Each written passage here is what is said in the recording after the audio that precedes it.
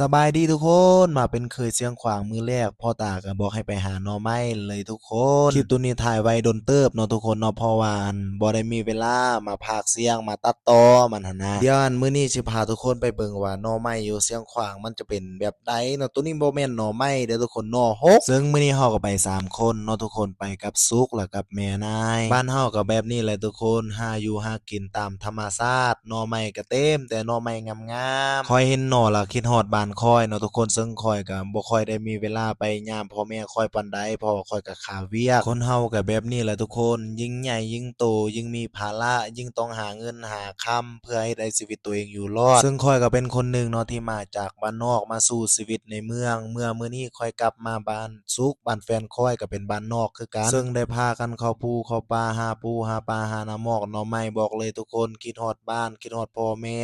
คิดฮอดหมู่เพื่อนที่เคยอยู่นำกันเนาะเดี๋ยวนี้ก็ต่างคนต่างแยกย้าย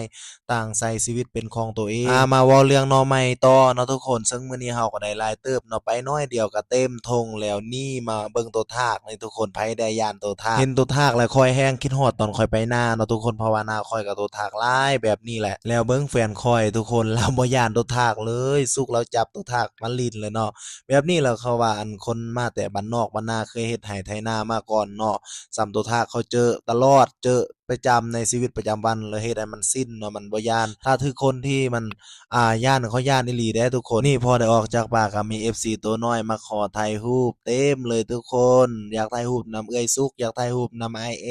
แล้วทุกคนก็บ่ต้องแปลกใจเด้อว่าเอ้าผู้น้อยคือมาได้เพราะว่าหน่อไม้มันอยู่เทิงเรือนสุกเนาะหลังจากถ่ายรูปนำ FC เฮาก็เอาหน่อไม้จำนวนหนึ่งมาฝากไว้ในกลางทางแล้วเฮาก็ไปหาหน่อไม้ต่อเลยทุกคนนอกจากสุกกับแม่นายแล้วก็ยังเพิ่มสมาชิกอีกคนหนึ่งก็คือน้องสายน้องคนนี้เลยทุกคนเพิ่นก็มาช่วยเฮาหาหน่อไม้ช่วยเฮาปอกหน่อไม้บ้านนอกคือเฮานี่เรื่องอาหารการกินเนี่ยบ่ยากเลยทุกคนก็คือหน่อนี่แหละแฮงหาแฮงเห็นเนาะแฮงไปซอกแฮงได้หลายเนาะทุกคนหาแนวใดก็บ่หมดเนาะนี่เดี๋ยวนี้เฮาก็มาปอกหน่อหลายๆแบบนี้เลยทุกคนนี่เบิ่งบักแอมันก็ใส่แว่นตา โอ้ยพอตัวยุงกัดก็ออดแฟนให้แฟนตบให้เนาะคนมีแฟนเนาะตัวทากัดตีนหน่อยหนึงก็ซ้ำอ้อยให้แฟนเอาออกให้เนาะก็คนมีแฟนเนาะอยากอวดแฟนเนาะทุกคนหลังจากปอกนอแล้วเฮาก็เตรียมเดินทางเมื่อเลยทุกคนการเดินทางของเฮาก็บ่ได้ไกลดอกเพราะว่าบ่อนที่เฮาไปหาหน่อมันอยู่เทิงเรือนเนาะพอย่างลงดอยหน่อยหนึงก็ฮอดบ่อนที่เอาหน่อไว้แล้วเฮาก็แบ่งหน่อเนาะโอ้ได้คนละถงเนาะทุกคนเนาะเฮาก็พายหน่อเมื่อเลยบัดนี้เมื่อฮอดเรือนถ้าพ่อตาอยากกินหน่อก็ให้เลาแต่งกินเองเด้อลูกเคยไปหาให้แล้ว